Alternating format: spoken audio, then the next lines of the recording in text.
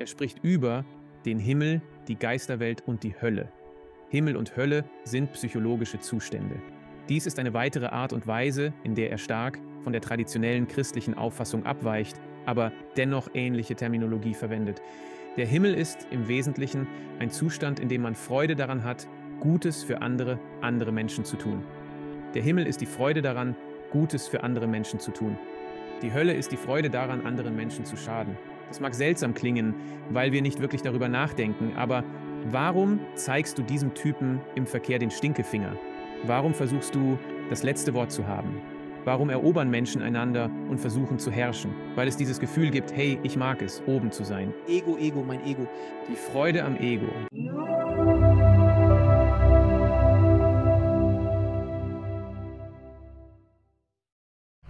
Ich möchte Curtis Childs in der Show willkommen heißen. Wie geht's, Curtis? Mir geht's super. Danke, dass ich dabei sein darf. Vielen Dank, dass du in die Show gekommen bist, mein Freund. Ich freue mich darauf, mit dir zu sprechen.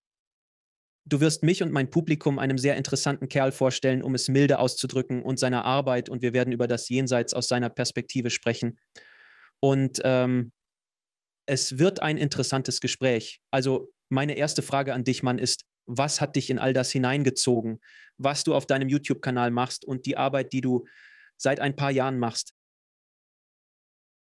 Wir haben mehr als 1000 Videos gemacht, in denen wir Emanuel Swedenborgs Material durchsehen, erklären, vertiefen und erforschen. Und das ist nicht so, als ob man eine Wachstumsstrategie für YouTube starten würde, bei der jeder nach Swedenborg sucht. Niemand weiß, wer er ist. Es ist kein heißes Thema. Er ist nicht trendy. Wir werden ausverkaufen und über Swedenborg sprechen. Nein, das ist es nicht. Ja, 2010 habe ich mein erstes YouTube-Video dazu gemacht. Das war noch bevor ich wusste, dass YouTube eine Zukunft hatte. Ich dachte einfach, wenn man vom Skateboard fällt und es aufgenommen wird, landet es auf YouTube. Oder wenn eine Katze in eine Kiste springt. Doch damals versuchte ich herauszufinden, wie ich die Botschaft von Swedenborgs Erfahrungen und Ideen verbreiten kann, die mein Leben verändert hatten. Und ich habe also nachgeschaut, was es auf YouTube gibt. Als ich dort ankam, damals, es hat sich seitdem etwas verändert. Es gab eine sehr polarisierte Diskussion mitten im Aufschwung des neuen Atheismus. Richard Dawkins, Daniel Dennett, Christopher Hitchens, Sam Harris und ihre Anhänger sahen YouTube als Möglichkeit, die Fehler der christlichen Theologie aufzuzeigen und sie niederzureißen. Auf der anderen Seite gab es einige christliche Fundamentalisten, die einfach glaubten, dazwischen gab es nichts. Und ich dachte mir, oh, Swedenborg passt da genau rein. Die Leute, die suchen nach eine glaubwürdigere, rationalere Art der Verbindung des Mystischen und des Alltäglichen, aber auch der Wissenschaft und der Spiritualität, was du oft auf deinem Kanal ansprichst. Ich möchte darauf eingehen, weil ich das Gefühl habe, dass Swedenborg die Wissenschaft und die Spiritualität aufeinanderprallen lässt. Er war absolut. Das ist eine Geschichte für sich. Aber ich habe auf YouTube gesehen, wie Leute Gespräche über die großen Fragen des Lebens führen. Existiert Gott?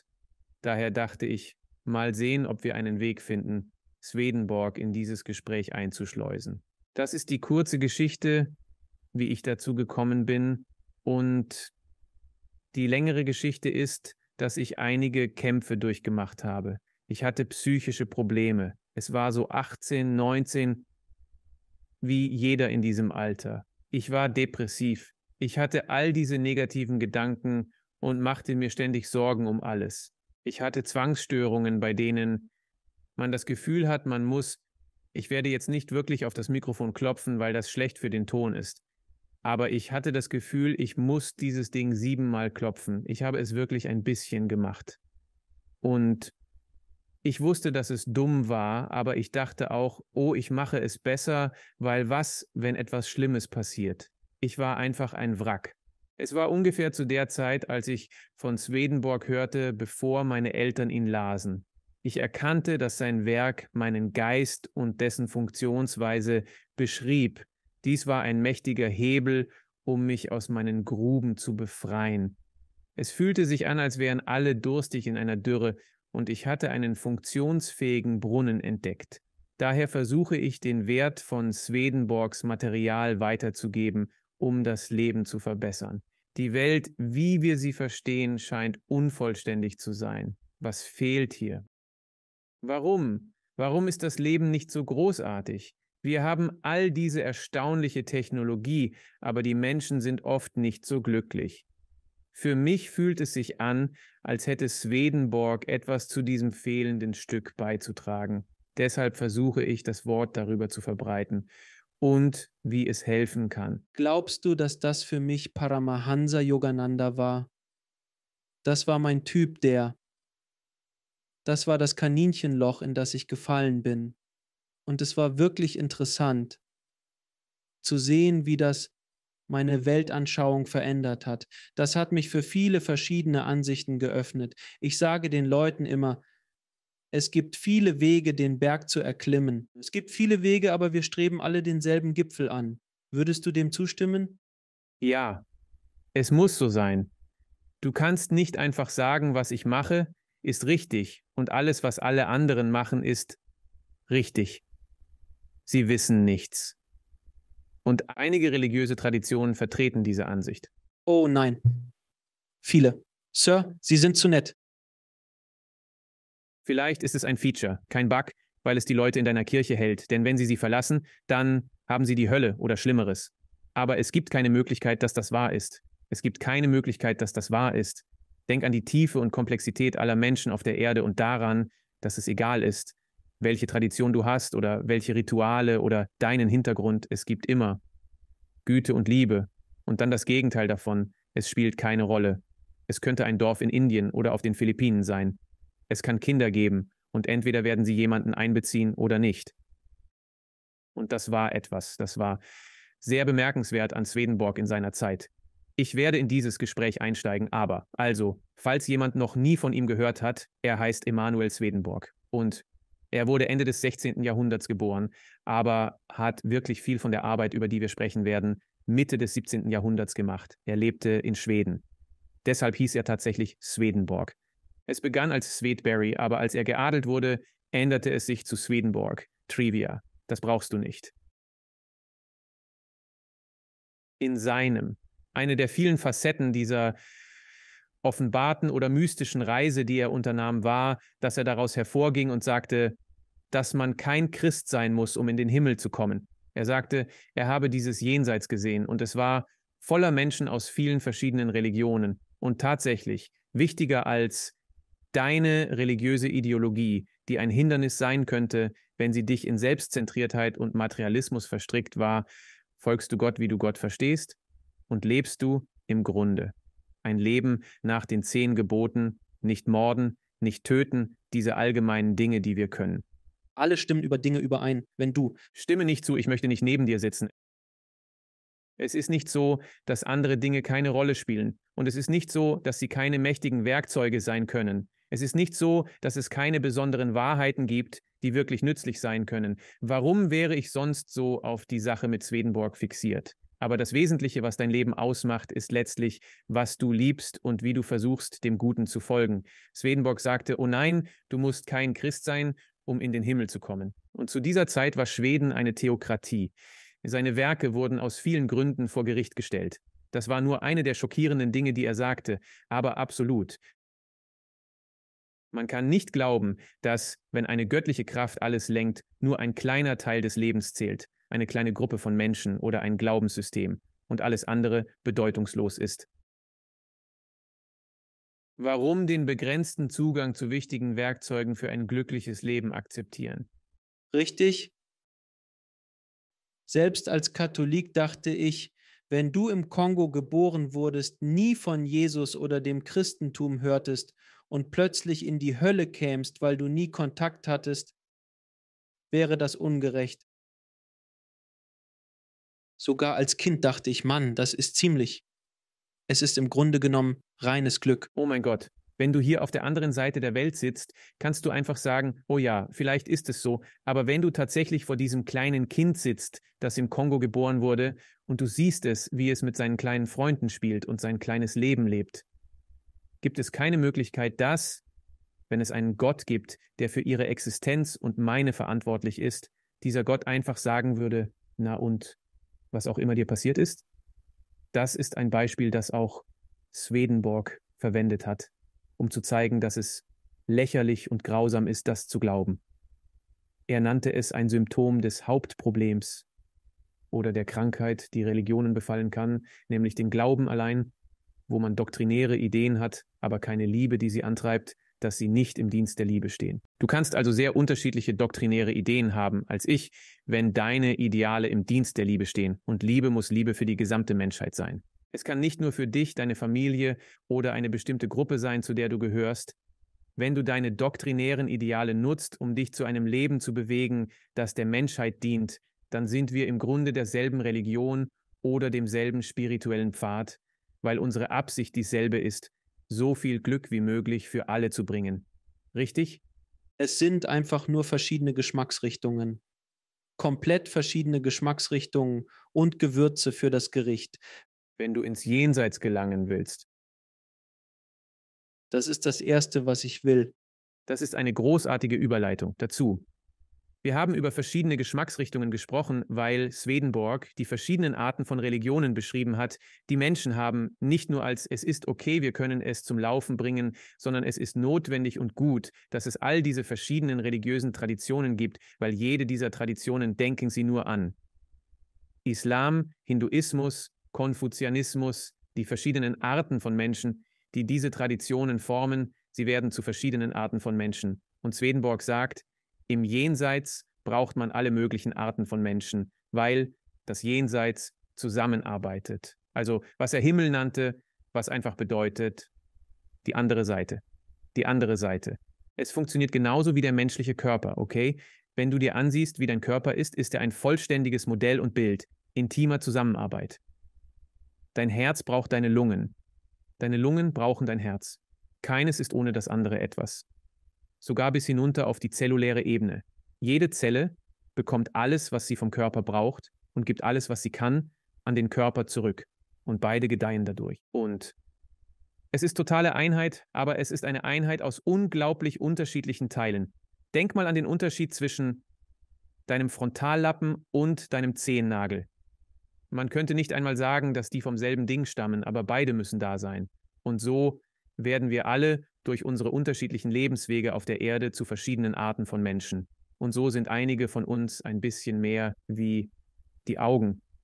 Wenn du wirklich daran interessiert bist, Dinge zu lernen und zu verstehen, erfüllst du vielleicht die Funktion des Sehens. So kannst du der größeren Menschheit auf diese Weise dienen. Jemand anderes ist vielleicht mehr wie die Hände. Sie sind eher eine praktische Macherperson. Aber insgesamt braucht man all diese verschiedenen Arten von Menschen, damit wir diese ultimative Manifestation der menschlichen Form erschaffen können, die Swedenborg Himmel nennt, wenn alle zusammenarbeiten, genau wie alle Teile des Körpers zusammenarbeiten. Das ist so schön und elegant formuliert. Wirklich. Deshalb mache ich YouTube-Videos, weil die Ideen darin sehr cool sind. Aber Swedenborg ist wie was? Er hat einen seltsam klingenden Namen. Er kam vor langer Zeit. Er ist wie philosophisch. Es ist dicht, philosophisch, aber ich weiß, dass coole, hilfreiche Dinge drin sind. Also nehmen wir uns Zeit, es zu öffnen und ins Repertoire aufzunehmen. Ja, weil es ist ähnlich wie einige der alten yogischen Texte. Wenn du in die alten yogischen Texte der hinduistischen Tradition eintauchst, Jesus Mann, du versuchst ich meine, Tausende und Abertausende von Schriftrollen zu kommen, wirklich dicht, aber da ist Gold in diesen Stücken. Also greifen wir hier und da kleine Stücke und bearbeiten sie für eine moderne Unterhaltung neu.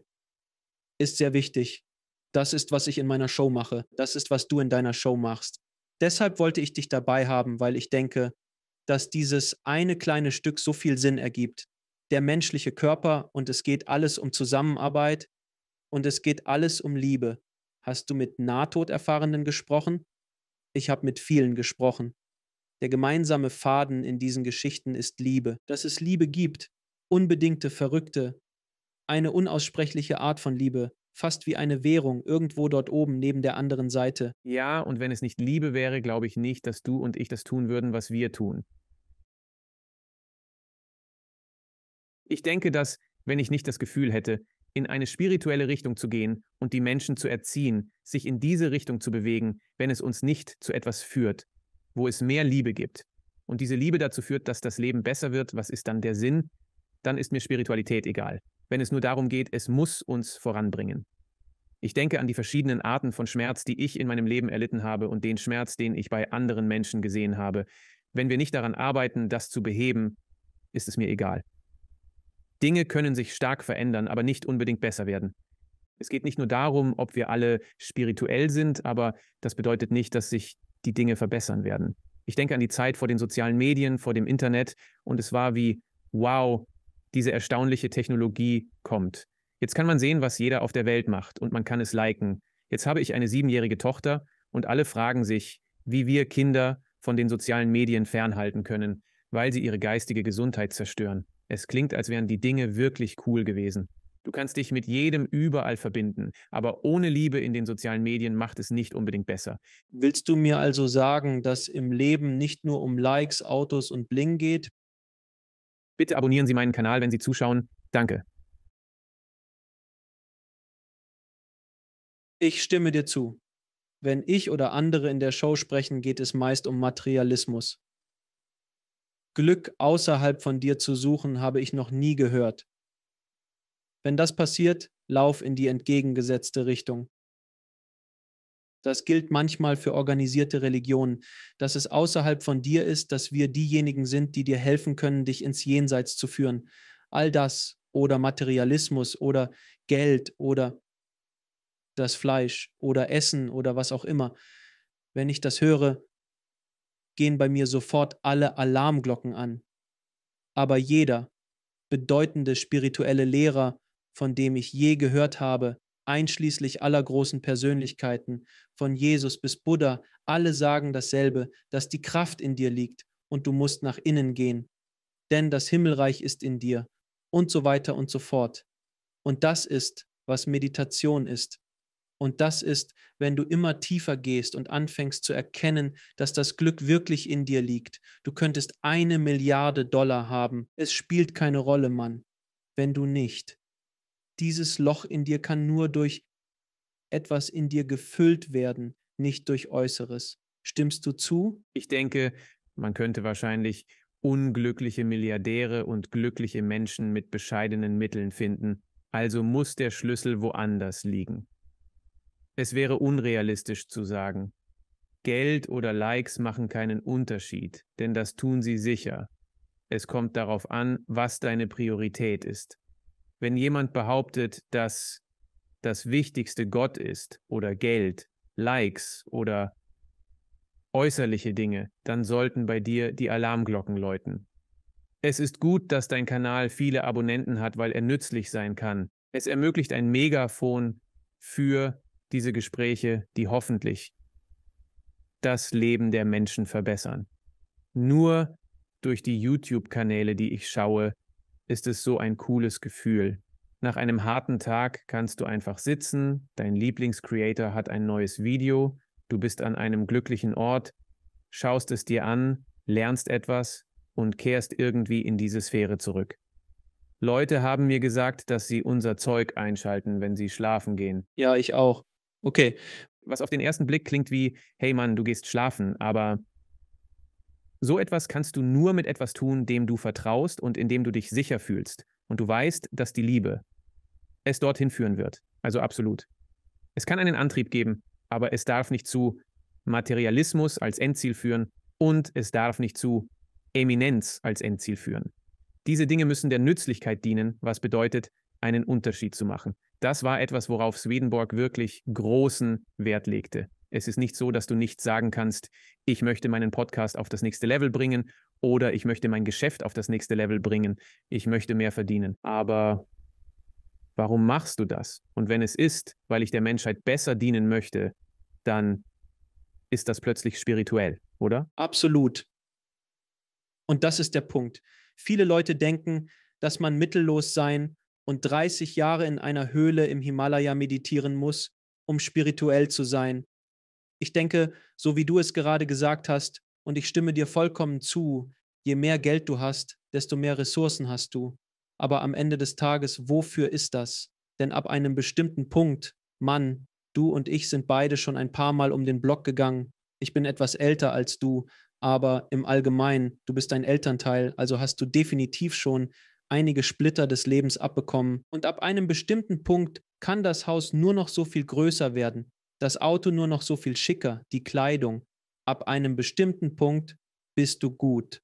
Deine Grundbedürfnisse sind dann gedeckt. Deshalb sehe ich diese Leute. Ich brauche 10 Milliarden, ich brauche 20 Milliarden. Warum?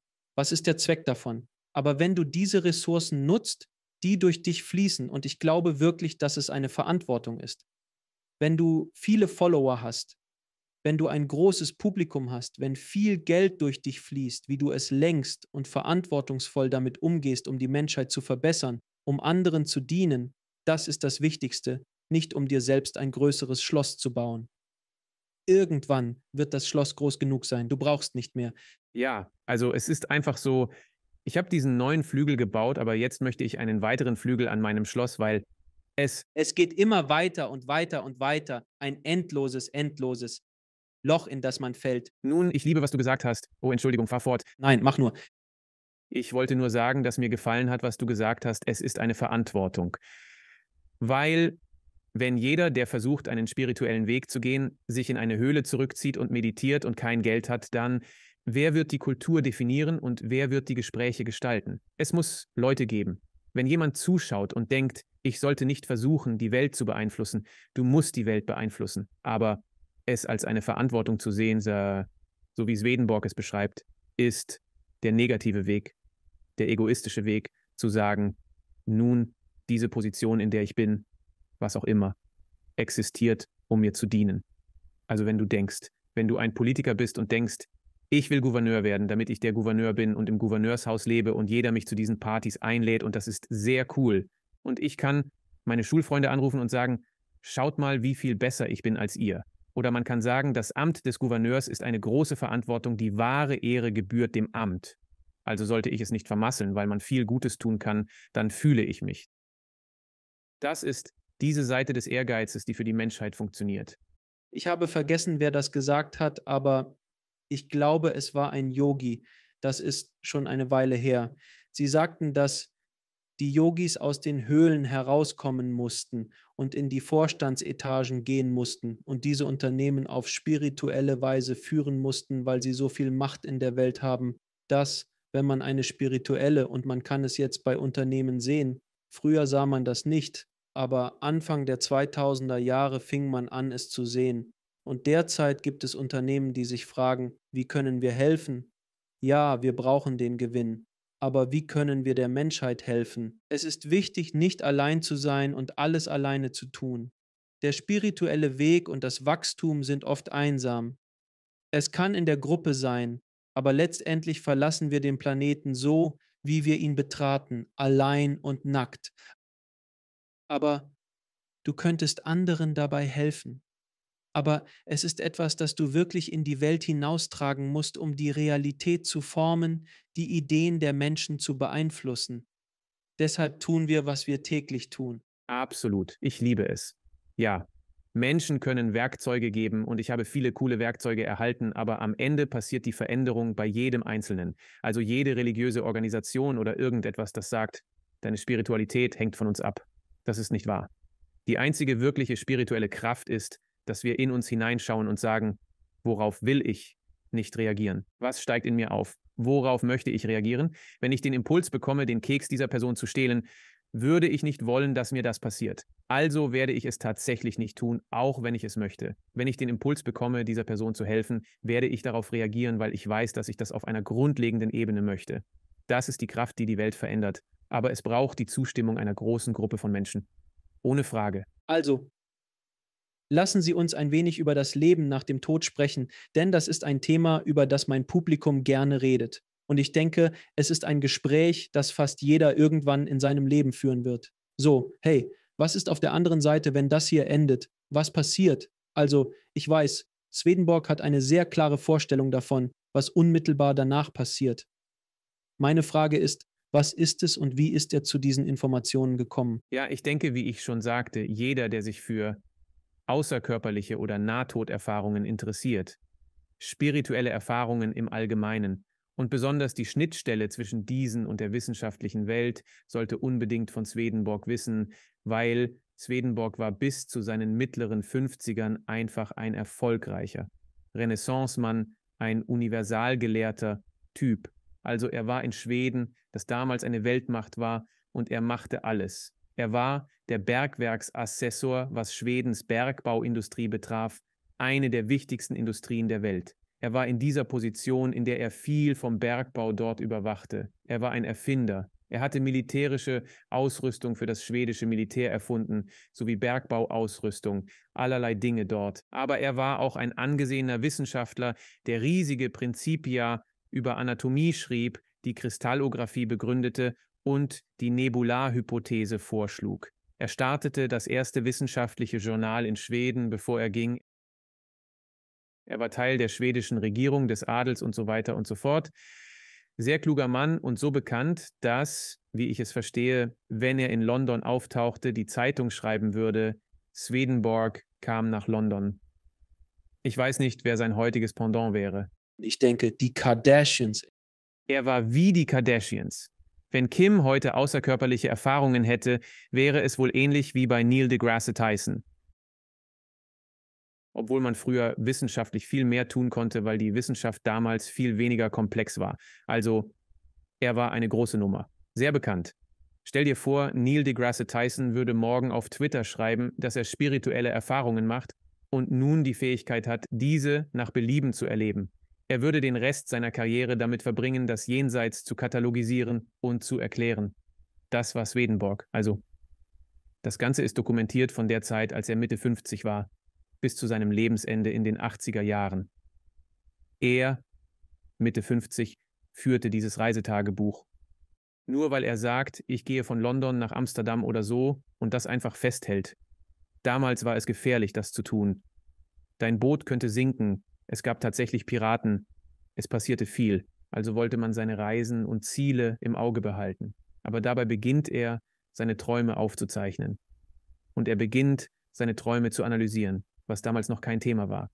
Heutzutage ist die Psychologie stark von Swedenborg beeinflusst worden. Carl Jung hat viel von Swedenborg gelesen, William James viel Psychologie und besonders eine Art mystische Psychologie wurde von ihm beeinflusst. Aber er fing an, seine Träume aufzuschreiben und sie wurden lebhafter und seltsamer und schließlich begann er, Erfahrungen zu machen, die außerhalb dieser Traumwelt lagen. Zum Beispiel im hypnagogischen Zustand, wenn er aufwachte, sah er etwas oder sprach mit jemandem und er schrieb jede einzelne davon auf und notierte, was er für die Interpretation hielt. Und dann hatte er irgendwann ein paar wirklich kraftvolle Erfahrungen und Visionen, was wirklich die Richtung seines Lebens veränderte. Es scheint, als ob etwas aufgesprungen wäre, denn von da an, für die letzten 3 Jahrzehnte seines Lebens, hatte er diese Erfahrungen nach Belieben jeden Tag und katalogisierte das Ganze. Zwischen damals und dem Ende seines Lebens schrieb er 30 Bände Material. Er war es gewohnt, große, lange, wissenschaftliche Werke zu schreiben. Also liest sich sein Jenseitsmaterial genauso. Es ist sehr organisiert. Es ist sowohl beschreibend, er erzählt Geschichten, aber er ist auch sehr philosophisch und erklärt es wie eine Physikstunde darüber, wie das Jenseits funktioniert und warum Menschen sehen, was sie sehen, wenn sie dorthin gehen, wo sie hingehen. Also veröffentlichte er nicht nur wie 30 Bände, die er veröffentlichte, sondern er führte auch ein Tagebuch über all seine spirituellen Erfahrungen. Man bekommt so viele Rohdaten und dann Einsichten daraus, dass ich das Gefühl habe, dass jeder, der ein vollständiges Bild des Jenseits haben möchte, zusammenfügen, was dazwischen liegt. Nahtoderfahrungen, solche Dinge. Swedenborg ist definitiv einen Blick wert. Er sprach darüber, und das war übrigens ein paar hundert Jahre bevor Raymond Moody den Begriff Nahtoderfahrung in Leben nach dem Leben prägte. Übrigens gab es in diesem Buch Leben nach dem einen Abschnitt über Swedenborg. Ja, genau, ganz am Anfang, weil Raymond Moody herausfinden wollte, wir haben dieses moderne Phänomen, dass Menschen diese Erfahrungen machen. Das muss in der Geschichte schon passiert sein. Wo ist das aufgetaucht? Und es gab ein paar Gespräche. Er zog einen Vergleich zwischen der Bibel, dem tibetischen Totenbuch und einem weiteren Werk, an das ich mich nicht erinnere, sowie Swedenborg aufgrund der vielen Ähnlichkeiten mit Nahtoderfahrungen. Unser Kanal trägt den Namen Off the Left Eye. Als ich am Anfang meiner YouTube-Reise stand, fragte ich mich, ob überhaupt jemand an diesem Thema interessiert sein würde. Also schlug ich einfach eines von Swedenborgs Büchern auf und suchte nach einem prägnanten Satz, frei von religiösen Vorurteilen. Und da fand ich Off the Left Eye. Dies ist aus der Geschichte, wie er aufwachte und ihm gezeigt wurde, wie es ist, im Jenseits aufzuwachen. Sein Körper war nicht in physischer Gefahr, wie es bei vielen Nahtoderfahrungen der Fall ist, aber er sagt, dass es ihm gezeigt wurde, er jedoch in einem Bewusstseinszustand gehalten wurde, der es ihm ermöglichte, sich daran zu erinnern und es später aufzuschreiben. Er spürte, wie sein Körper sich abschaltete und sein Atem verlangsamte. Sein Geist atmete und begann zu steigen. Dann fühlte es sich an, als gäbe es einen Sog, und sein Geist verließ seinen Körper, durchlief Erwachensschritte in der spirituellen Welt. Laut Swedenborg sind wir alle gerade jetzt in der geistigen Welt. Du hast einen Körper und dann hast du Bewusstsein und dein Bewusstsein ist dein Geist. Dieser Teil von dir existiert also in der geistigen Dimension oder wie er es nannte, in der geistigen Welt. Das ist die Terminologie, die ich gerne verwende, die geistige Seite des Lebens. Du bist also schon da, was den geistigen Teil von dir betrifft. Er sagte auch, dass dein Geist alle Merkmale hat, die dein Körper hat. Also hat dein Geist Augen, genau wie dein Körper Augen hat. Für ihn war er anfangs von dem umgeben, was er Engel nennt. Aber ich weiß, dass dieses Wort im Christentum manchmal speziell erschaffene Wesen bedeutet, die nur im Jenseits leben. Für ihn sind Engel jedoch einfach Menschen, die hier gelebt haben und gestorben sind und auf die andere Seite übergegangen sind. Also ist das ein Engel, der von diesen wirklich liebevollen Engeln umgeben ist. Er nannte sie himmlische Engel, das sind Menschen, die besonders der Liebe gewidmet sind. Und sie stellten sicher, dass während seines Übergangs keine störenden Gedanken oder Gefühle in seinen Geist kamen. Sie hüteten ihn, beschützten ihn und saßen einfach bei ihm, bis er im Geist zu erwachen begann. Und dann kamen neue Arten von Engeln zu ihm, weil sein Geist zu erwachen begann. Und so gibt es Engel, die mehr auf den Geist fokussiert sind. Und diese, sagte er, es schien, als hätten sie eine Abdeckung von meinem linken Auge entfernt. Und da erhielt ich die Gabe der spirituellen Sicht. Alles ist symbolisch. Es gibt so viel Symbolik im Jenseits. Ich denke, das ist ein Teil des Grundes, warum ich weiß, du hast angefangen und bist immer noch so sehr im Film und in Filmen. Es ist wie, hier ist die Szene, in der der Held endlich den... Es gibt einfach. Es ist bedeutungsvoller als das. Oh, jetzt hat er ein Schwert. Das ist wie, es gibt eine Bedeutung in diesem Moment. Swedenborg würde das eine Entsprechung nennen, weil für ihn ein Schwert ein Symbol der Wahrheit und der Macht der Wahrheit ist. Wenn wir also jemanden sehen wie König Artus oder wenn ich gerade wieder Herr der Ringe gelesen habe, denke ich viel darüber nach. Oh ja, Aragorn hat dieses Schwert. Und warum ist das so wichtig? Weil dies ein Symbol für die Art von Macht ist, die die Wahrheit in deinem Leben haben kann. Die geistige Welt ist voller solcher Symbolik, die wir tatsächlich zu schätzen wissen, indem sozusagen die geistige Welt in uns eindringt. Also ziehen Sie die Abdeckung von seinem linken Auge ab und dann, von dort an, ist es eine Art Wähle dein eigenes Abenteuer.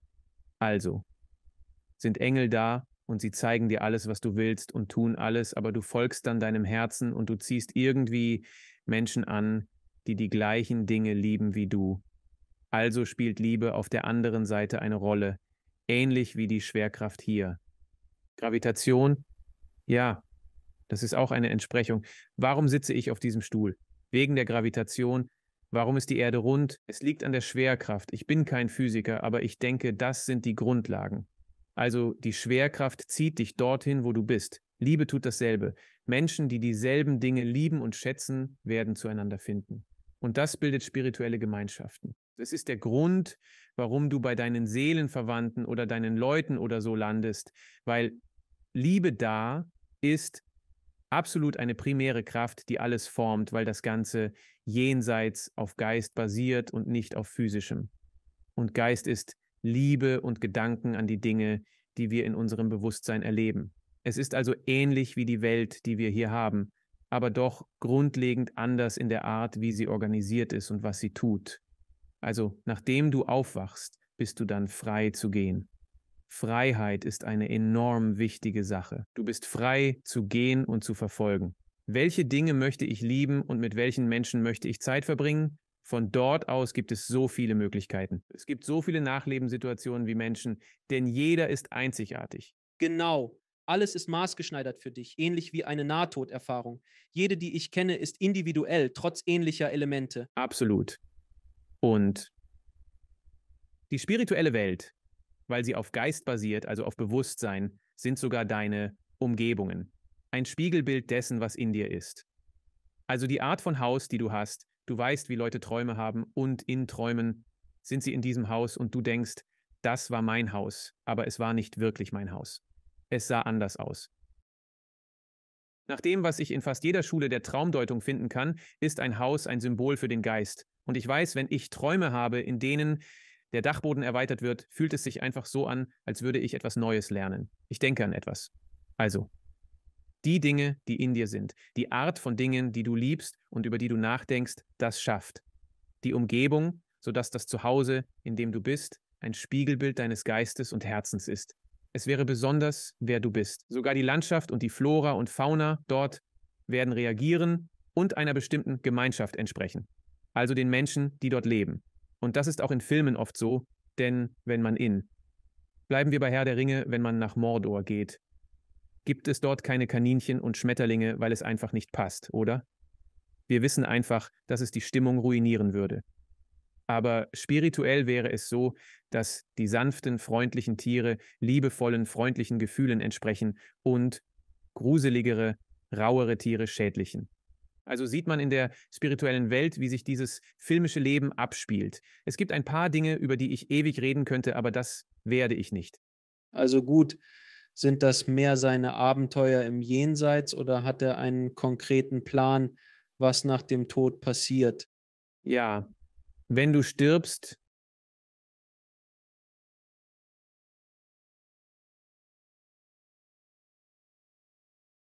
beginnst du in der Welt der Geister, wie er sie nennt. Er spricht über Himmel, Geisterwelt und Hölle als psychologische Zustände. Dies weicht stark von der traditionellen christlichen Sicht ab, verwendet jedoch ähnliche Begriffe. Im Grunde ist der Himmel ein Zustand, in dem du Freude empfindest, anderen Gutes zu tun. Die Hölle ist, anderen Schaden zuzufügen. Das mag seltsam klingen, aber warum zeigst du im Verkehr den Stinkefinger? Warum das letzte Wort haben? Warum herrschen? Warum erobern und dominieren Menschen einander? Weil es das Gefühl gibt, oben zu sein. Ego, dieses Ego. Also die Freude am Ego, richtig? Welt der Geister hier in dieser Welt. Du weißt nicht, ob eine Person in der Freude an Hilfe und Dienst oder in der Freude am Ego gefangen ist.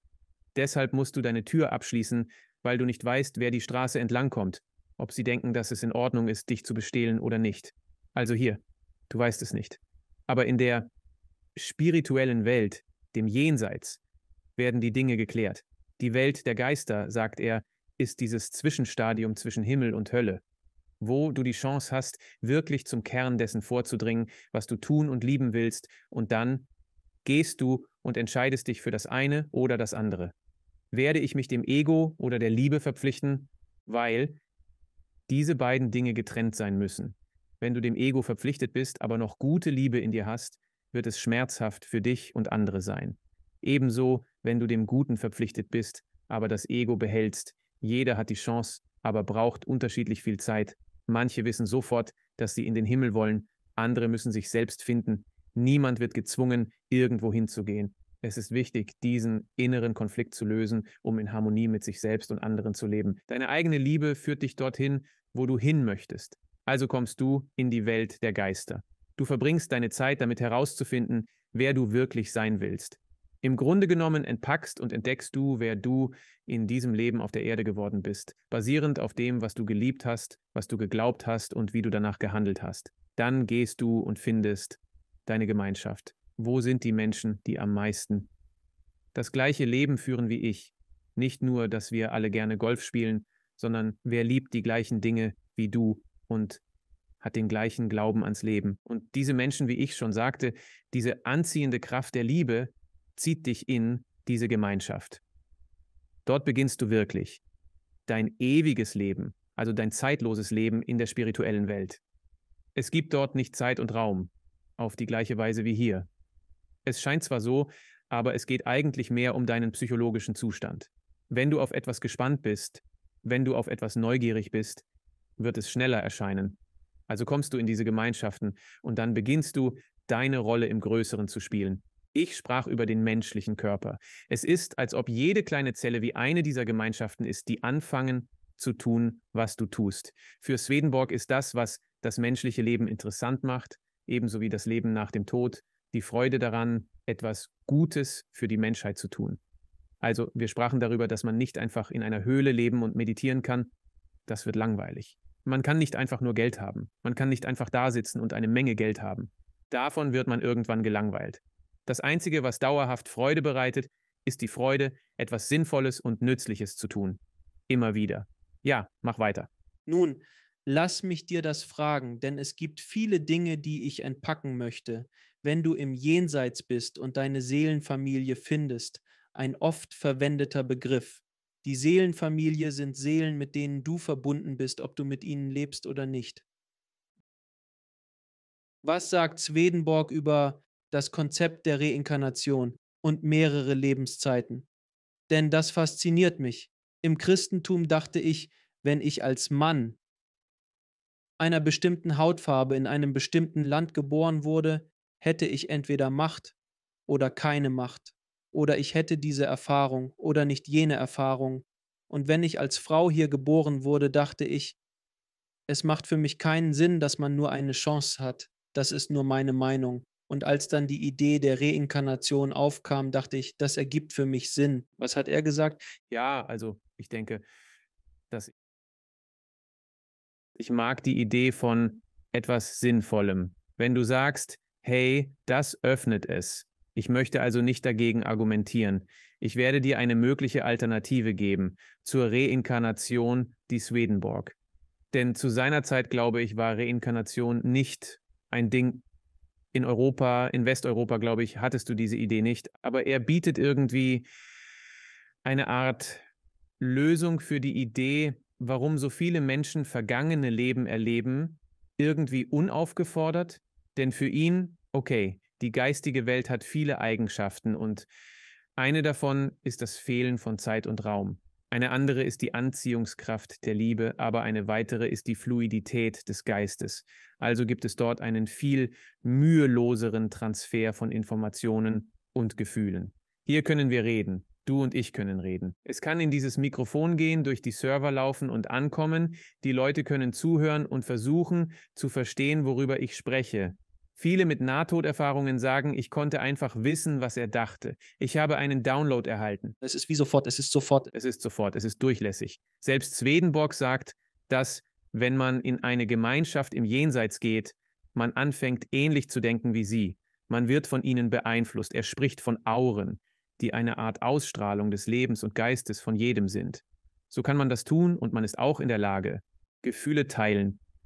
Er spricht von Menschen, die eine bestimmte Art von Freude empfinden und diese wirklich greifbar und direkt weitergeben können, indem sie sagen, hey, schau dir das an. Hier ist etwas Freude, die du haben kannst. Und nicht nur das, sondern dass wir tatsächlich, während wir auf der Erde sind, ständig von Geistern umgeben sind, weil wir sonst kein Bewusstsein haben könnten. Die Verbindung des Bewusstseins vom Göttlichen durch die spirituelle Welt in die physische Welt führt dazu, dass wir ständig von Geistern umgeben sind. Tatsächlich reist unser Geist selbst jetzt von Gemeinschaft zu Gemeinschaft, basierend auf den Veränderungen in unserem Leben. Es ist nur ein langer Weg, um zur Antwort zu kommen, die ich dir geben möchte. Aber ich denke, ich brauche diesen Hintergrund hier.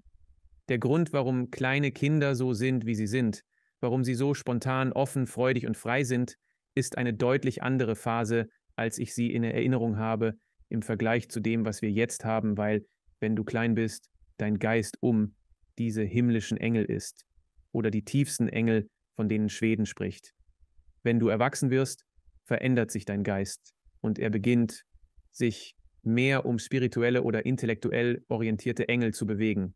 Und das muss man haben, um einen Verstand aufzubauen und zu wachsen. Aber deine spirituelle Gesellschaft verändert deine Erfahrungen.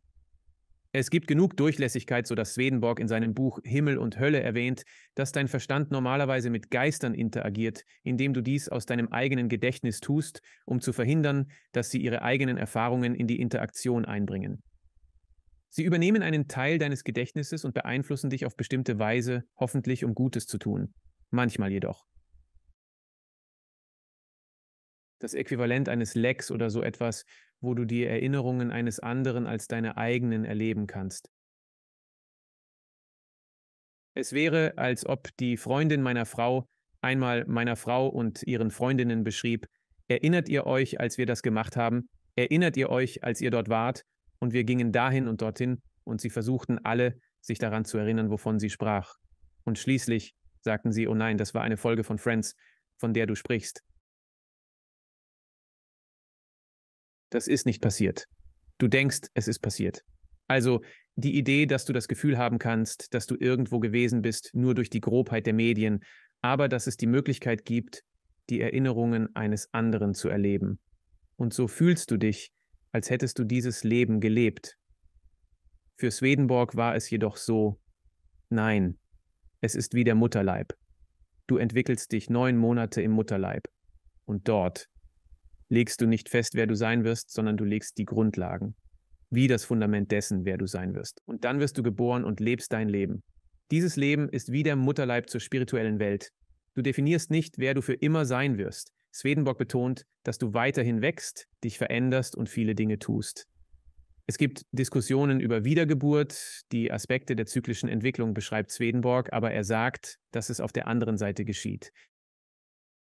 Er spricht nicht davon, dass du deine gesamte Persönlichkeit änderst, aber manchmal vergisst du, wer du warst und solche Dinge. Also es ist diese interessante Mischung, aber für ihn ist dies der Grundstein.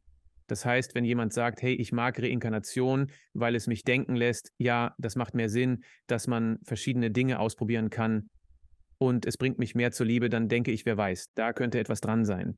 Also habe ich nicht das Gefühl, dass ich sagen möchte, nein, es gibt keine Reinkarnation, obwohl ich eine andere mögliche Alternative sehe, wie sie von Swedenborg beschrieben wird. Ich denke, die Idee, die wir beide betrachten, ist, wie man es wirklich verstehen würde, um mitfühlen zu können.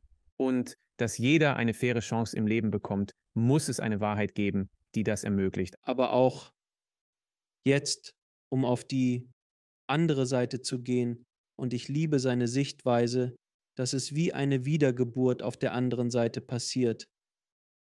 Er könnte es auch so gesehen haben, die Linse seiner Zeit, und dass dieses Konzept ihm nie vorgestellt worden war. Er hätte in vielerlei Hinsicht nicht einmal gewusst, was es war.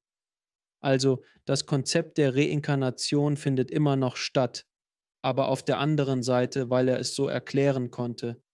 Also könnte es, wer kann das letztendlich sagen? Wer kann das vedische Text sagen, der richtige Weg? Die Konzepte sind die gleichen, was für mich sehr interessant ist, dass die Idee einer Evolution der Seele, ob hier oder auf der anderen Seite, laut Swedenborg sehr faszinierend ist. Verschiedene Wege zum gleichen Gipfel des Berges. Ja, wofür ist das, so wie du gesagt hast? Ich stieß auf die Idee der Reinkarnation und finde sie ansprechend, da es für mich unlogisch erschien, nur ein Leben zu haben und möglicherweise privilegiert geboren zu werden, ohne den Grund zu verstehen. Worin besteht der Sinn? Gerechtigkeit. Ist Gott oder das Leben wirklich gerecht? Letztendlich denke ich, dass dies der Berg ist, den jeder auf seine eigene Weise zu erklimmen versucht. Nun, um deine Frage zu beantworten, nein, das Leben ist nicht fair. Niemand im Handbuch hat gesagt, ich habe das Handbuch bekommen. Ich weiß nicht, ob du es bekommen hast, aber im Lebenshandbuch hat niemand gesagt, dass das Leben fair ist. Meine Kinder sagen das die ganze Zeit. Das ist nicht fair. Ich sage dann, wo steht irgendwo, dass die Dinge fair sein sollen? Dieses Konzept der Gerechtigkeit ist in der Welt irrelevant. Jeder, der hier unten Zeit verbracht hat, weiß das, weil wir alle gesehen haben, dass guten Menschen schlechte Dinge passieren und umgekehrt. Dinge passieren uns und wir fragen uns, warum ist das mir passiert? Ich bin ein guter Mensch. Ich tue dies. Ich kümmere mich um Menschen. Ich frage mich, warum das? Warum atme ich? Es ist nicht so, dass Fairness in diesem Gespräch irrelevant ist. Das war sie schon immer. Aber wenn du die Idee verstehst, alles, die Idee, nach der ich mein Leben lebe, ist, dass alles für mich passiert, nicht mir oder durch mich, nicht mir, das ändert die Perspektive des Lebens. So schnell. Denn wenn du glaubst, dass alles, was ein Kampf ist oder dir passiert, eine Gelegenheit zum Wachsen ist. Und es könnte etwas so Einfaches sein, wie sich den Zeh zu stoßen, oder es könnte etwas so Schlimmes sein, wie einen geliebten Menschen zu verlieren und alles dazwischen.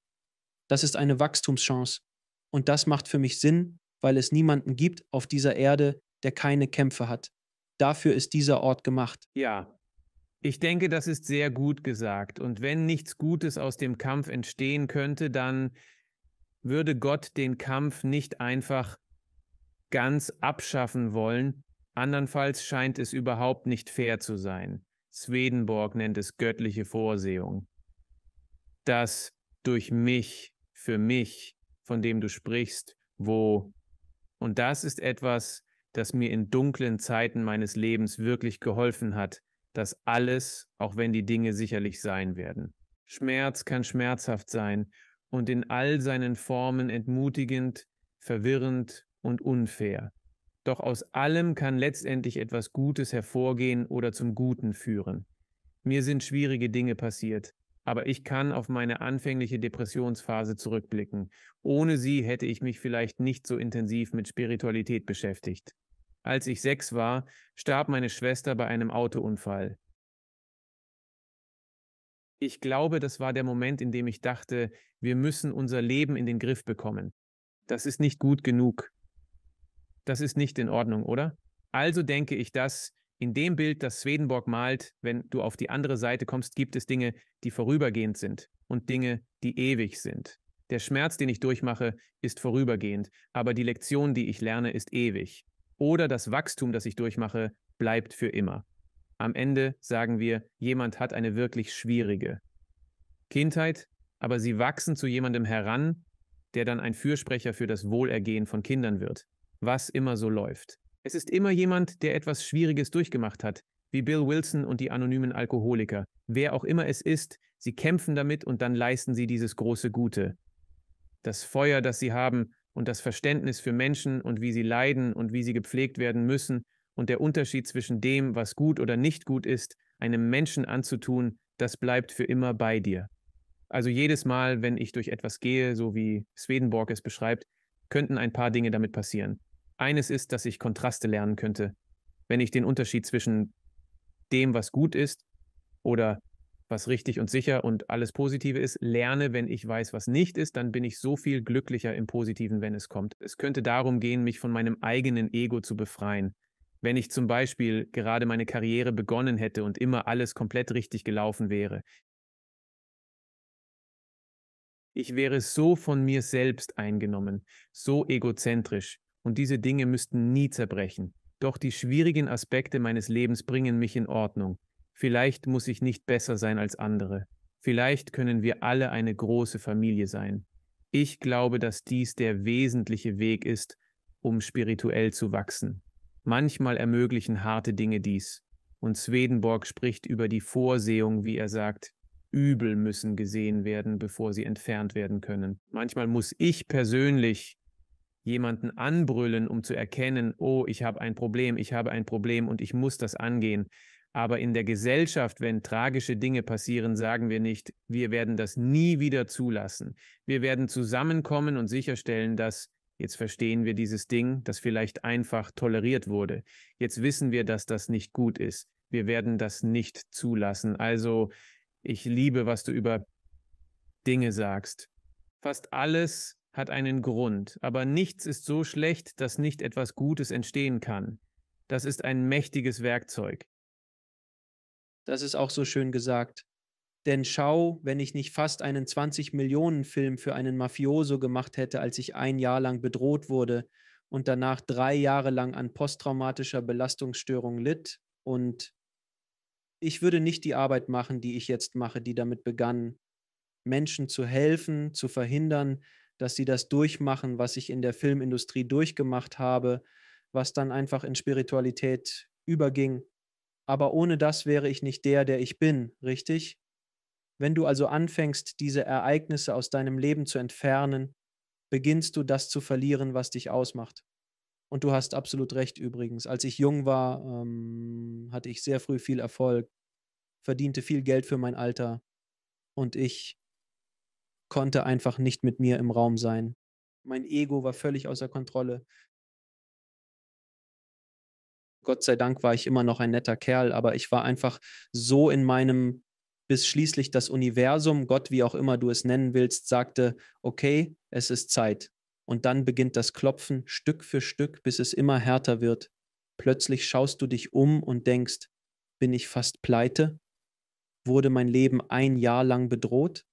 Was ist los? Ich will gar nicht mehr aus dem Haus gehen. Es war so, aber man braucht diese Dinge, weil das Lektionen waren, die ich lernen musste. Sonst wäre ich nie ein nützlicher Teil der Gesellschaft geworden. Nützlich für mich selbst, nützlich für meine Familie. Ich hätte keine Familie. Ein Ego wie das würde es nicht zulassen. Du bist ein Vater. Kannst du dir vorstellen, als du 20 warst, einfach zu sagen, oh, ich muss opfern für dieses Ding oder dieses Wesen, das ich noch nicht einmal kenne? Hör auf, meinen Flow zu stören. Ja, für das Erste. Was ist es? Der erste Monat. Mit Kindern kann dich mental und körperlich zermürben. Es war so beängstigend, wenn es so gegen 6 oder 7 Uhr abends dunkel wurde, und ich erinnerte mich daran, dass wir überhaupt nicht schlafen würden. Ich hatte es vergessen. Der Tag war so spaßig. Wir werden die ganze Nacht nicht schlafen. Weißt du was? Das Lustige ist, dass ich sie einfach ansah und wütend auf sie war. Ich dachte, weißt du was? Ich kenne dich nicht mal. Du zerstörst meine arme Frau. Ich kenne sie seit Jahren. Ich kenne dich nicht. Sie schauen dir nicht in die Augen. Sie erkennen deine Existenz nicht an, aber sie wollen und wollen und wollen. Und dann der Tag. Respektlose, sehr respektlose Neugeborene. Doch dann kommt der Tag, an dem sie Augenkontakt herstellen. Sie lächeln dich an und dann bist du erledigt. Und dann ist es vorbei und du hast. Also für mich natürlich, ich liebe meine Kinder von dem Moment an, als sie geboren wurden. Aber Mann, die Schläge, die du in den ersten 30 Tagen bekommst, aber wenn sie endlich Augenkontakt herstellen, erinnere ich mich so klar an diesen Moment. Sie schauen dich an, erkennen deine Existenz, dann lächeln sie und ich denke mir, verdammt. Alles klar, du hast mich. Ich bin für immer dabei. Also danke, dass du ein paar wichtige Momente aus deinem Leben geteilt hast. Und ich sehe so klar, worüber wir gerade gesprochen haben. Wenn deine Babys dich nicht durch dieses Bootcamp geschickt hätten, hätte dieser Blickkontakt dann die gleiche Bedeutung gehabt. Hättest du immer noch die Bindung, die du jetzt hast? Das ist wie ein Vergleich. Ich weiß, wie es ist, all das für jemanden zu tun, der vielleicht nicht dasselbe zurückgibt, aber dann verstehe ich wirklich, wie besonders es ist, dass da ein Mensch ist, der mich ansieht. Aber auch deine Geschichte über deinen frühen Erfolg und dein Ego. So wie du sprichst, hättest du nicht immer noch dieser Typ sein wollen. Du würdest nicht lieber dieser Typ sein als der, der du jetzt bist, wenn du die ganze Zeit nur Erfolg gehabt hättest. Also, weil jetzt hast du diese Tiefe in dir, dass du verstehst, wie es ist, auf der anderen Seite zu sein. Es gibt viele Leute, die das haben wollen, was du hattest. Nämlich, ich will erfolgreich sein, ich möchte berühmt sein. Aber du kannst den Leuten sagen, hier ist die Realität davon und die Tiefe, die du gewonnen hast und das Verständnis von richtig und falsch, das hast du für immer in dir. Das wird immer ein Teil deines Geistes sein und es ist es wert. Ich würde mir nicht wünschen, den Schmerz, von dem du in diesen 3 Jahren nach der Drohung und dem Geldverlust gesprochen hast. Ich glaube nicht, dass Gott oder irgendjemand sagt, ha, schau, was dir passiert. Aber ich weiß einfach, dass es auf der anderen Seite einen Schatz gibt, der wie ein Mensch ist, der etwas über Liebe versteht, richtig? Und ich denke, Jim Carrey ist jemand, den ich in meiner Show haben möchte. Ich werde ihn kontaktieren. Könntest du Jim anrufen? Das wäre nett. Nein, aber was er sagte, dieser Satz, er war einfach so wahr. Er sagte, ich wünschte, jeder auf dem Planeten könnte alles haben, was er jemals wollte, weil, damit sie wissen, dass es nichts bedeutet. Denn er ist buchstäblich ein Typ, der all seine Träume verwirklicht hat. Ja, superreich. Einer der berühmtesten Menschen auf dem Planeten, brachte die Leute zum Lachen, tat, was er tun wollte, hatte Macht, hatte Ruhm, hatte Geld, hatte jeden Luxus des Fleisches und des Geldes und des physischen Materials. Und dann sagte er irgendwann, das bedeutet nichts. Und man konnte sehen, wie er sich veränderte. Und er ist jetzt so, wie er geworden ist. Er ist jetzt ein Künstler. Ich glaube, er ist halb im Ruhestand, wenn nicht sogar ganz, weil er sagt, ich bin zufrieden, ich muss das nicht mehr weitermachen. Eine kraftvolle Lektion. Aber das kann ich dir sagen. Und du würdest sagen, das klingt philosophisch. Ja, er hat es erlebt. Das ist der Teil, über den wir sprechen. Musst es selbst durchmachen, richtig? Und denk mal, wie viele Kinder. Ich erinnere mich, was auch immer, so mit 13 und war total unsicher und dachte nur, ja, wenn ich nur super berühmt, super reich, super talentiert in allem wäre, dann würde das alles lösen. Das würde es lösen. Doch das Leben hat ein Problem. Ich bin das nicht. Lass mich das holen. Und dass Jim Carrey durchgemacht hat, was er durchgemacht hat und glaubwürdig sagen kann, denk mal daran, wie viele Kinder er jetzt helfen kann, indem er sagt, Hör zu, ja, wir haben so eine Art Loch in uns, das wir zu füllen versuchen, aber das ist es nicht. Diese Art von Ego-Traum, der wahr wird, füllt das nicht. Es füllt dieses Loch tatsächlich nicht. Dann zeigt uns das, wie kann es wirklich gefüllt werden. Denn du willst, dass jeder so glücklich ist, wie er denkt, er wäre, wenn er all seine Ego-Träume erfüllt bekäme. Du möchtest, dass sich jeder erfüllt fühlt, getröstet und verbunden ist. Aus diesem Grund bin ich von Swedenborg und Spiritualität begeistert, da ich glaube, dass sie langsam eine Realität offenbaren, in der jeder gemeinsam gewinnen kann, anstatt nur ein paar Gewinner existieren. Die Wahrheit macht dich frei. Und schau, ich hatte das Vergnügen, mit einigen Oscar-Gewinnern zu sprechen und tiefere Gespräche mit ihnen darüber zu führen, was danach passiert ist. Er sagte, sie sagten immer das Gemeinsame. Die Sache war, es ist eine Weile cool. Bisschen, aber am Ende des Tages wird es zu etwas, das man auf weißt du, ein Typ meinte, ich bezahle nicht für Mittagessen.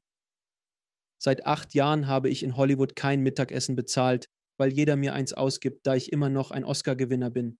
Aber insgesamt hat es nicht viel Bedeutung. Aber das Ding ist, so viele Schauspieler und so viele Leute darin. Branche, das ist der Gipfel und sie denken. Das wird die Lücke füllen. Oh, wenn ich den Oscar gewinne. Ich bin für den Rest meines Lebens gut oder ich gewinne den Super Bowl, ich bin gut oder ich gewinne die Masters, ich bin perfekt. Alles wird perfekt sein. Es geht nicht um das Ziel, es geht immer um die Reise. Und das ist die Art von leerem Versprechen der Selbstzentriertheit. Wenn ich mich auf mich selbst konzentriere und mich an den Ort bringe, an dem ich sein möchte, gibt es eigentlich nichts daran. Während Swedenborg, was er entdeckte und im geistigen Reich sah. Es ist lustig, weil seine Bücher sind. Ja, sie sind dieses Reisebericht durch Himmel und Hölle und die Welt der Geister und überall. Aber es kommt immer wieder auf die grundlegende menschliche Psychologie zurück. Was uns wichtig ist, dass eigentlich das Einzige, was erfüllend ist, Dinge zu tun, die alle glücklich machen, die Menschheit besser machen. Wenn du an das Wohl aller denkst, ist das etwas, das du nie genug erreicht haben kannst. Du denkst, ich habe diese großartige Sache getan, diese Menschen glücklich gemacht. Ich werde rausgehen und es noch mehr tun. Das ist es, was er Himmel nennt, weil das immer größer und besser werden kann. Je mehr du darin gewinnst, desto mehr gewinnen wir alle, anstatt dass es ein Nullsummenspiel ist. Denn je mehr du dein Ding machst und der Welt hilfst, desto mehr werde ich von dir unterstützt. Je mehr ich der Welt helfe, desto mehr helfe ich dir. Und das ist diese positive Rückkopplungsschleife. Und wie der menschliche Körper, wie zuvor besprochen, die Art und Weise, wie der Himmel organisiert ist, je gesünder deine Milz ist, desto besser für das Gehirn.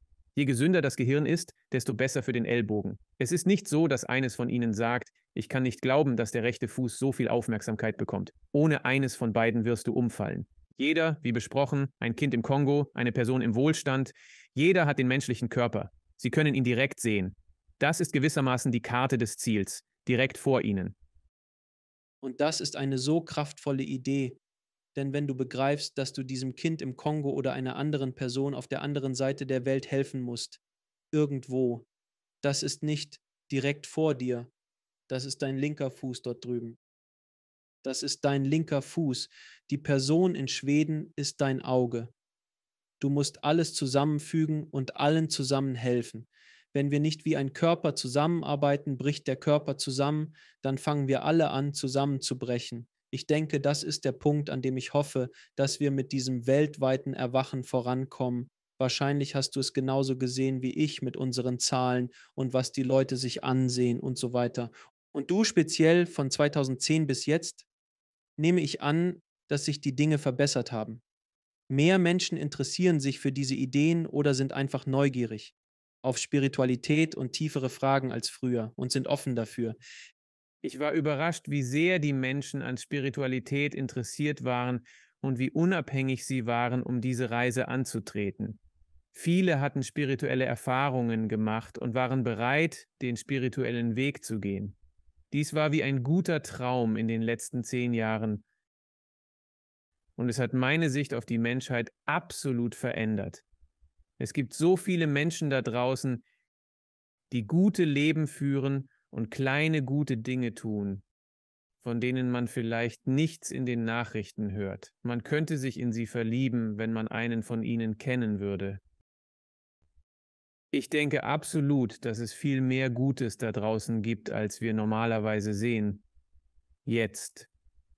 Es gibt etwas, worüber ich kurz sprechen wollte, weil du auf deinem YouTube-Kanal ein Video über die 5 Arten von Wiedervereinigungen in einer App gemacht hast. Könntest du das kurz erwähnen? Ich fand es faszinierend, das zu erfahren. Jemanden zu sehen, von dem man dachte, er sei tot, aber er lebt noch auf der anderen Seite. Meine Oma ist vor kurzem gestorben, mit der ich eine enge Beziehung hatte. Seitdem fühlt es sich an, als ob ich fast mehr Leute auf der anderen Seite kenne als hier. Es scheint eine Art Gravitationsverschiebung zu geben, da ich glaube, dass unser Bewusstsein überlebt und diese Menschen dort weiterleben. Und ich glaube, wir werden sie wiedersehen. Ich freue mich schon darauf, all diese Menschen zu sehen und zu erfahren, wie es ihnen geht. Wie sehen sie jetzt aus? Was machen sie jetzt? Ich hatte mein ganzes Leben lang eine Vorstellung vom Jenseits. Ich denke, jemand, der vielleicht keine hatte und dachte, er hätte die Hoffnung aufgegeben, seine Frau jemals wiederzusehen. So wiedervereint zu werden, das ist das Coolste auf der Welt.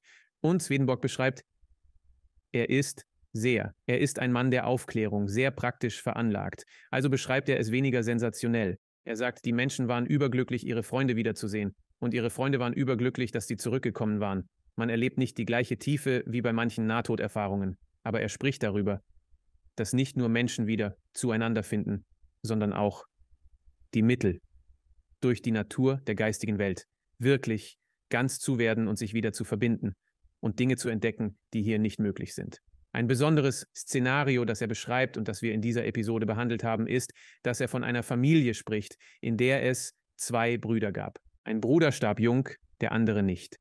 Nachdem die gesamte Familie ihr Leben gelebt hatte, waren die Eltern gestorben. Der jüngere Bruder, der bereits im Himmel war, befand sich dort. Der ältere Bruder starb schließlich. Als er in die spirituelle Welt kam, gab es ein wenig Spannung zwischen ihm und seiner Familie, da dieser ältere Bruder wirklich zu einem ziemlichen Idioten geworden war, weil er selbstsüchtig geworden war. Al hegte immer Neid auf die Aufmerksamkeit seines jüngeren Bruders, was ihn von seinen Eltern entfremdete. Dieses Durcheinander entstand. Da Zeit und Raum nicht gleich festgelegt sind, kann man tatsächlich sein, eine Art Reinkarnation. Du kannst in jüngere Phasen deines Lebens zurückgebracht werden. Du kannst in einen jüngeren Geisteszustand zurückgebracht werden. Deshalb konnten sie eine Art Verarbeitungssitzung durchführen, bei der der schroffe ältere Sohn wieder wie ein 10- oder 11-jähriger Junge wurde. Er konnte einfach sagen, was er als unfair empfand. Und es erweichte die Herzen seiner Eltern, die dann wirklich diesen Durchbruch schafften. Sein verstorbener Bruder, den Schweden einen Engel nennen würden, war einfach so liebevoll und akzeptierend und alles, was er wollte, war, dass du all das Glück hast, das er hatte. Der ältere Bruder brach einfach zusammen, weinte, und es war diese Kraft der Dinge, die im Leben verhärtet und verkalkt waren, und die Menschen kamen nicht miteinander aus, es schmolz einfach dahin, weil man in der spirituellen Welt wirklich zu dem kommen kann, was wichtig ist. Es ist also diese berührende Szene der Möglichkeit menschlicher Wiederverbindung. Das ist wunderschön. Auf deinem Kanal hast du über etwas gesprochen, das mein Publikum sehr interessieren würde, was unmittelbar nach dem Tod von Jesus Christus geschah. Ja.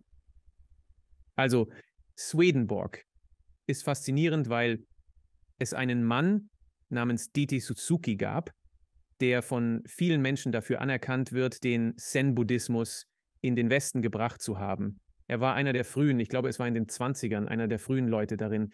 Aber er schrieb dieses Buch über Swedenborg, das Buddha des Nordens genannt wurde, weil er das Gefühl hatte, dass Swedenborgs Material so kompatibel und ähnlich mit dem Buddhismus war, dass er sagte, schau, das ist wie Buddhismus aus dem Norden. Obwohl Swedenborg mit vielen verschiedenen Dingen resoniert, verwendet er viel christliche Terminologie und Dinge, die Christen für wichtig halten, wie die Bibel und insbesondere Jesus Christus, die er für von totaler Bedeutung hielt. Er spricht darüber, dass Jesus wie das Unbegreifliche Göttliche ist, das unendlich ist und das man nicht verstehen kann. Und Jesus ist dieses Göttliche, das sagt, hey, ich werde eine Form annehmen, die du umarmen kannst und du kannst.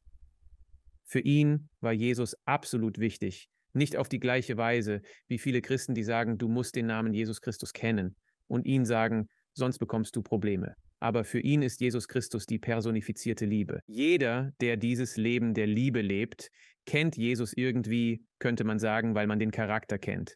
Also war das Kommen von Jesus Christus auf die Erde wirklich wichtig, spirituell. Es war im Wesentlichen Gott, der dieses Gleichgewicht wiederherstellte, das in der Welt aus dem Gleichgewicht geraten war. So viele Menschen wählten das Ego und die Gewalt und es zerstörte einfach die gesamte spirituelle Umgebung und machte es so, dass die Menschen. Wir waren wirklich in Gefahr, dass der menschliche Geist im Grunde zerstört wird. Und so war Jesus Christus dieses erstaunliche Phänomen, bei dem er zurückkam, um das zu klären und den Menschen zu lehren, was Liebe ist. Aber obwohl man in den Evangelien einige Geschichten sieht, hatte alles, was Jesus tat, eine enorme spirituelle Bedeutung. Nach der Kreuzigung von Jesus Christus, laut Swedenborg, war es nicht wie in der katholischen Kirche, und ich bin mir nicht sicher bei anderen Lehren, wo es einen wütenden Vatergott gibt. Und so, Jesus Christus ist ein Opfer, das den Zorn des Vatergottes besänftigt, was ich problematisch finde. Hier sind ein paar Lücken. Ja, genau. Ich bin mir nicht sicher über die Motivation. Kein glaubwürdiger Charakter. Aber dass nur Gott wütend ist ein Problem. Eines meiner ersten Videos heißt, warum Gott nicht wütend werden kann. Es war ein einfaches Gedankenexperiment, über das wir sprachen, als wir über Babys diskutierten. Denk darüber nach. Du wirst wütend, wird proportional lächerlicher und demütigender, je weniger mächtig diese Person im Vergleich zu dir ist. Wenn du und ich ungefähr gleichgestellt sind und mit unseren Autos zusammenstoßen und wütend sind, will man immer noch nicht so ausrasten. Aber es ist nicht dasselbe, wenn da ein kleines Kind oder sogar ein Baby ist und du sagst, ich hasse dich, du kleines Baby, weil das Baby keine Macht hat und nicht weiß, was es tut. Du bist kognitiv weiterentwickelt, also für Gott. Lass uns das auf unendlich hochdrehen. Für Gott wütend auf mich zu werden, auf Curtis, der kaum etwas weiß. Wo sind meine Schlüssel? Ich finde sie nicht. Ich weiß nichts im Vergleich zu Gott. Und er wird sagen, du bist ein Amöbe, du bist ein Amöbe. Ich bin ein Amöbe, bestes Szenario. Dass Gott wütend auf mich wird, wie, du hast mich wirklich getriggert, ich bin sauer auf dich. Das ist erstaunlich. Also du hast gesagt, lass uns zu Jesus Christus zurückkehren. Ich sage nur, dass Swedenborg in seinem Buch Wahre Christentum erwähnt, dass es unmöglich für Gott ist, uns mit einem Stirnrunzeln anzusehen, da dies Jesus widersprechen würde. Das ist nicht die Wahrheit. Es geht nicht darum, den Zorn Gottes zu besänftigen. Jesus Christus ist da, um uns vor uns selbst zu retten, da wir oft destruktive Entscheidungen treffen. Die physische Welt kann nicht isoliert betrachtet werden, da es Menschen in der geistigen und physischen Welt gibt. So ist nicht jeder. Die physische Welt ist wie flussabwärts von der geistigen Welt. Also einer der Gründe, warum hier alle so gefühllos und grausam wurden, ist, dass es im geistigen Bereich genauso lief. So viele Menschen dort wählten dieselbe Art von Dingen. Also musste Jesus eingreifen und alles in Ordnung bringen. Denn selbst die schlimmste Person, die die schlimmsten Dinge tut, Gott ist nicht wütend auf sie. Gott fühlt nicht, ich hasse dich und du bist mein Feind. Aber er wird sagen, du musst hier rübergehen, weil wenn du hier bist, schadest du anderen Menschen und das schadet dir. Das verstrickt dich immer mehr in die Übel, an denen du festhältst. Also mussten wir eine Art Meistersortierung vornehmen. Diese Leute nehmen, alles in Ordnung bringen, damit die Menschen sich nicht gegenseitig schaden können und die Freiheit wiederhergestellt wird, damit die Menschen spirituell wählen können. Es gibt diesen komplexen Prozess, den Swedenborg in vielen Büchern beschreibt, was dort vor sich ging. Im Wesentlichen ging es darum, Gleichgewicht zu schaffen, damit wir die Freiheit haben zu wählen, was wir tun und lieben wollen und wer wir sein wollen, weil das wesentlich ist. Man kann nie etwas Gutes wählen, wenn man keine freie Wahl hat, denn man denkt an Liebe. Wenn jemand sagt, hey, lass uns mich lieben oder sonst, gibt es dort keine Liebe. Es muss frei gewählt werden. Wenn du zu deinen Kindern sagst, du musst mich besuchen, funktioniert das nicht. Die Natur der Liebe ist, dass sie nur entstehen kann, wenn beide Parteien frei sind, sie anzunehmen. Also müssen die Menschen die Wahl haben, das Gute zu lieben oder nicht. Und das wäre verschwunden, wenn Jesus nicht genau in diesem Moment gehandelt hätte. Es war so etwas wie der letzte verzweifelte Versuch, aber es hat wirklich funktioniert, mein Freund. Ich könnte noch 2, 3 Stunden mit dir reden, ohne Frage, Mann, aber ich werde dir ein paar Fragen stellen, die ich meinen Gästen stelle. Wie definierst du ein erfülltes Leben? Nützlich sein. Nützlich sein und wirklich dein Leben danach ausrichten. Wie kann ich nützlich sein? Und ich habe bei mir selbst beobachtet. Das Verlangen, mein Ego, verwandelt sich langsam in ein Verlangen nach Nützlichkeit. Ich kann sehen, wie die Prioritäten sich ändern. Das Gute, das ich tue, wird wichtiger als mein Image. Schon vor diesem Interview dachte ich, naja, ich hoffe, ich vermassle das nicht.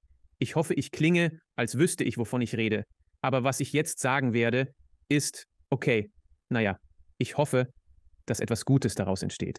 Und ich werde ein kleines Gebet sprechen und sagen, bitte befreie mich von meiner Sorge um das Ego, damit ich einfach reinkommen kann und ich weiß, dass jemand das sehen wird und etwas Positives daraus ziehen kann. Lass mich an sie denken, damit ich mich selbst sehen kann. Und je mehr ich mein Leben darauf ausrichten kann, habe ich angefangen zu laufen und solche Dinge zu tun, damit ich einen klareren Kopf habe, damit ich das besser machen kann, je mehr ich die verschiedenen Teile meines Lebens um Nützlichkeit herum organisiere.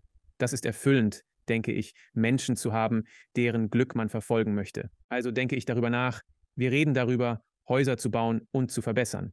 Das mache ich jetzt. Aber was mich oft begeistert ist, dass meine Frau das lieben würde. Wenn wir das hätten. Meine Frau würde das wirklich cool finden, in der Lage zu sein, Dinge für Menschen zu tun. Das plus Nützlichkeit. Aber ich versuche nicht zu extrem in die Spiritualität zu gehen. Denke nicht, dass ich jede einzelne Minute spirituell sein werde und nur vedische Texte in einer Höhle lesen werde, weil ich mag. Mann, ich muss spielen. Mann, dieses neue Elder-Spiel ist rausgekommen. Ich muss das spielen. Ich muss klettern gehen. Es gibt andere Dinge, die ich tun muss, weil ich bin gleichzeitig ein spirituelles und physisches Wesen. Also muss ich mich um die körperliche Seite kümmern. Ich kann sie nicht übernehmen lassen. Welchen Rat würdest du deinem jüngeren Ich geben, wenn du zurückgehen könntest? Zeit. Entspann. Und versuche nicht so sehr an Dingen festzuhalten. Früher dachte ich, ich könnte alles regeln. Wenn ich das denke, ändere ich das und wir machen das. Mach das nicht. Mach das nicht. Und mach dir keine Sorgen um all das Zeug. Vertraue einfach dem Prozess. Ich sage, vertraue dem Prozess. Es geht dir gut. Wo ich jetzt bin, ist gut und ich bin nicht hierher geplant. Vertraue einfach dem Prozess. Es wird dir gut gehen. Wie definierst du Gott? Also Gott ist Liebe und Liebe ist menschlich. Also alles, wonach ich strebe, ist, diese Menschlichkeit nachzuahmen und zu emulieren. Und das, was ich in anderen Menschen erkenne, die ich liebe, ist eine Art Spiegelbild davon. Dies. Gott, der eine Person ist, ist jemand, den ich lieben kann, so wie ich andere Menschen liebe. Und ich weiß nicht, ich habe kein klares Bild von allem, wie er ist. Aber manchmal habe ich das Gefühl, okay, da ist mein Held. Das ist mein Held. Und ich werde versuchen, das zu tun, was ihn stolz machen würde. Und ich glaube wirklich, dass er versucht, die Welt besser zu machen. Also ist es etwas, dem ich folgen kann und wissen, dass ich letztendlich irgendwann sehr eng mit Gott leben werde, auf welche Weise auch immer das sein mag. Aber darauf freue ich mich, auf diese Zeit. Was ist der ultimative Sinn des Lebens? Der ultimative Zweck des Lebens ist, eine Welt zu schaffen, in der jeder in jeder Hinsicht versorgt wird, wie er versorgt werden muss und Freude daran zu haben, das zu tun. Wir wären alle in einem Zustand, in dem wir nicht glücklich sind, es sei denn, jedes Kind hat einen Tisch voller Freunde, bei denen es sitzen kann. Jeder hat seine Gesundheit und einfach die Anstrengung in diese Richtung, die ständige Anstrengung in diese Richtung. Ich kann nichts Besseres vorstellen. Und wo können die Leute mehr über Sie und Ihre Arbeit in der Welt erfahren, Sir? youtube.com/oft-hilft-Eie. Wenn Sie auf YouTube nach Swedenborg suchen, finden Sie es auch. Das ist ein großartiger Anfang. Wir haben viele Videos dazu und wenn Sie einen Kommentar hinterlassen oder ähnliches, können wir Sie überall hinleiten, wo Sie hin müssen. Haben Sie noch ein letztes Wort für unser Publikum, Sir? Ich möchte Ihnen danken, nicht nur für die Einladung, sondern auch für Ihr Engagement. Aus den Gesprächen, die ich verfolgt habe, spüre ich, dass Sie ein gutes Herz haben und ein inspirierendes Vorbild sind für die Zuschauer. Alles wird gut. Das habe ich in meinem Leben herausgefunden. Und die Arbeit, die du machst, um Spiritualität zu verfolgen, weshalb du diesen Kanal schaust, bedeutet viel. Es ist nicht umsonst. Es gab Zeiten, in denen ich dachte, spielt es überhaupt eine Rolle? Doch es spielt eine große Rolle. Mach weiter. Nicht nur ich, sondern auch Engel auf der anderen Seite feuern dich an wie, du schaffst das. Du kannst es, mach weiter. Also würde ich sagen, mach weiter. Curtis Mann, danke für dein großartiges Gespräch in der Show und für die erstaunliche Arbeit, die du leistest. Mach weiter so, mein Freund. Ich schätze dich sehr, Mann. Danke, dass ich dabei sein durfte. Es hat Spaß gemacht. Danke fürs Zuschauen. Klicken Sie unten auf ein Video, um fortzufahren und vergessen Sie nicht zu abonnieren.